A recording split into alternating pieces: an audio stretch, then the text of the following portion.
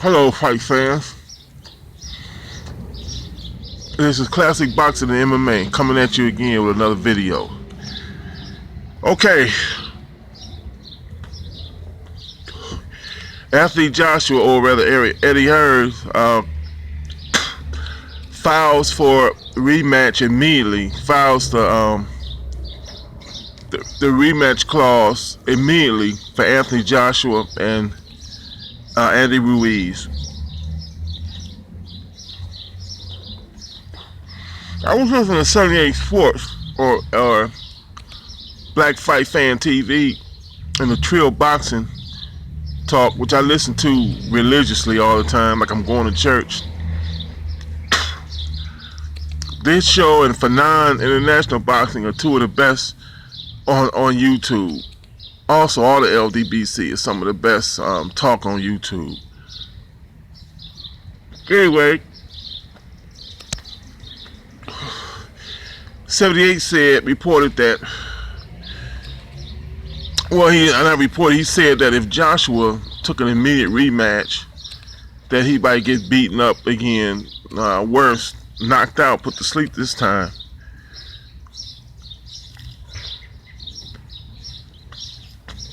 I'm inclined to agree with it, that if Joshua takes this rematch immediately, he'll get beaten.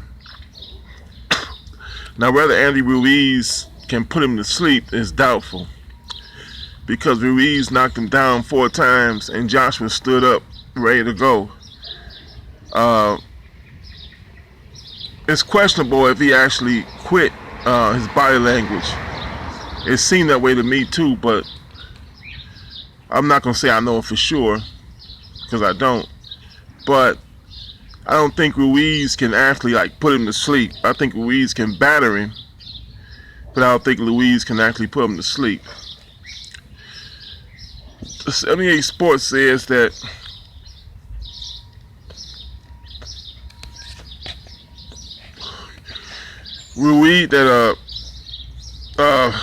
Joshua ought to change his whole team, and that he ought to wait at least a year before he faces Ruiz again, to iron out the cobwebs that led him to defeat in the first place.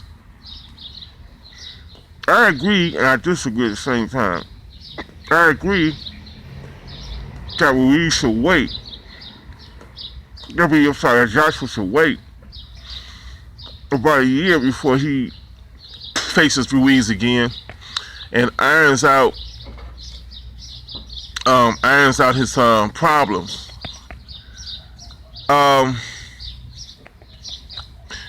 Yeah, maybe Joshua should get rid of his team and start over with a new team. Because, but I've heard McCracken tell him to jab. But it don't seem like they taught him exactly how to jab. I was thinking, no, not jab, double jab. Then shoot that right hand.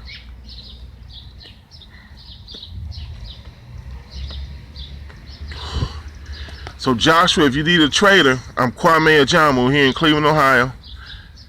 I'm going to send you an email with my phone number and give you a couple of a couple of tips how you can deal with a guy like Ruiz. I've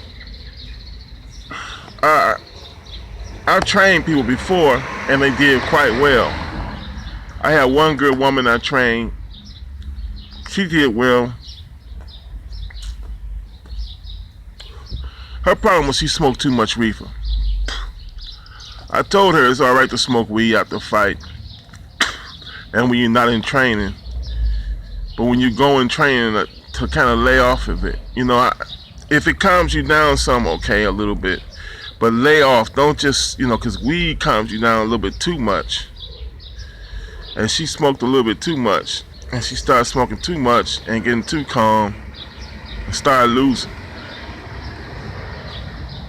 Anyway, getting back to what I was saying. I digress for a moment. Anthony Joshua does need to get him a new trainer.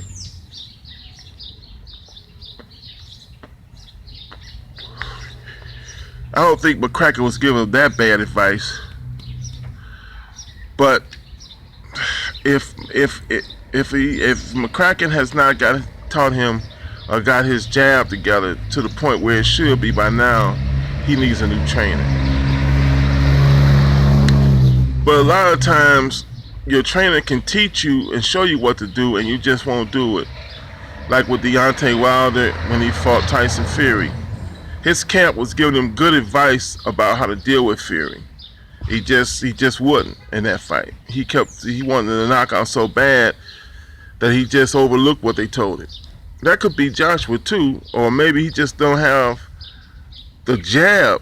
That no matter how much they try to teach him, it just doesn't have it. It just don't have it. Perhaps some guys just don't. They never get the jab. But if I was training his ass, he would get the jab. Because every time he hits the punching bag, I have him throw 150 jabs at least. That's how I train people sometimes. What I do is I have you throw 150 jabs alone. Then I'll have you the next 3-minute session on the bag. I have you mix it in with the right hand and left hook, uppercut, so on, and blase this, blase that. With the have you mix it in with the overhand right too, all that stuff. That's how I trade my fights. People I've traded. I've just bullshitted around. I had these two guys at the gym, and they were fucking around. I could tell they didn't know what the hell they were doing. And I just asked them, do they mind if I show them a few things? They didn't mind. And within 2 hours, I had these guys looking like they had been boxing amateur or whatever for a whole year.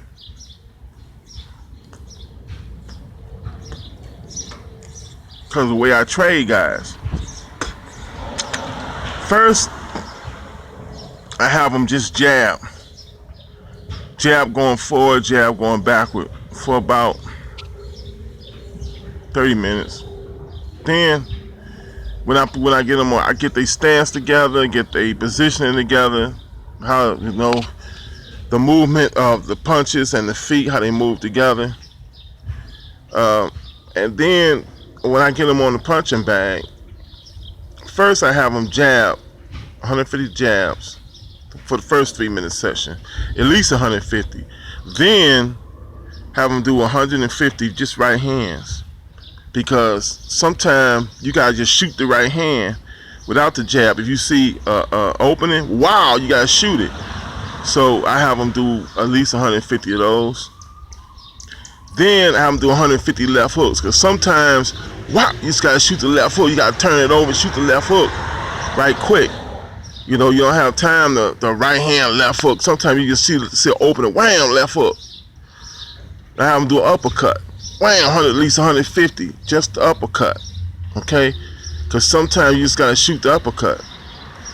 Then I have them do a right cross 150 times. Then I make them mix it up, all of it.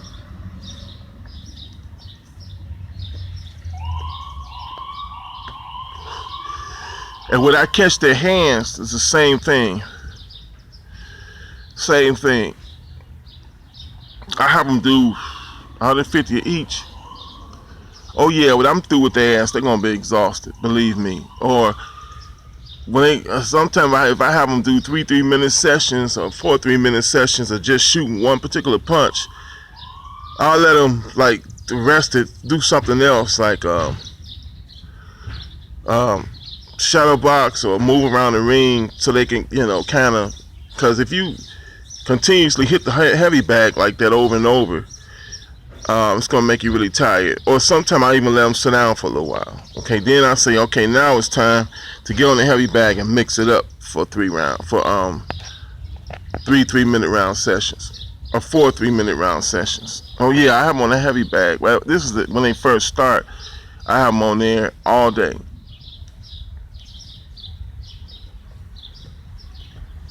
And before I start really getting you a good shape, I make sure that you got your punches together, your foot movement together and everything, because when you get real tired, you make mistakes. And I want them to have the punches, the techniques down before I start getting real tired. Then I grill their ass, and as far as getting it, as far as physical condition. I remember my daughter's sister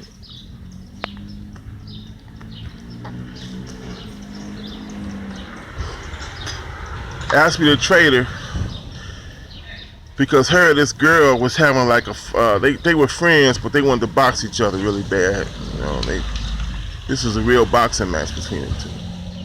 So she asked me to train her, and she said, "What do you want me to call you?" Because she used to call me. Sometimes she called me Pop. She was my stepdaughter. Sometimes she called me Dad. She said, "If you traded me, and you train, and the other people here be call you Dad, they gonna be like, oh, you know, you training your daughter or whatever, right?" So I told her, I said, "I know what you are gonna want to call me." She said, "What?" I said, "Devil." And she understood why I told her that, because that first day I trained her so hard she threw up, and that's how I knew that I was getting somewhere. My son to save, I traded him till he threw up. That's not what I was trying to, but it just happened. So what I'm saying is, Anthony Joshua needs a trainer like that. Somebody who's gonna say, "Look, bud, what you have to get, your right hand is good, your left hook is good, your uppercut is excellent. What you need now is to get that jab together." In Anthony Joshua's case, I have him on that heavy bag doing 4 sessions of 3 rounds each of just throwing a jab. Just throwing a jab, the double jab, the triple jab, jab going backwards, jab going forward. I'd even get his footwork together where I seen he was trying to fight off the back foot. I mean, he's probably just not really a back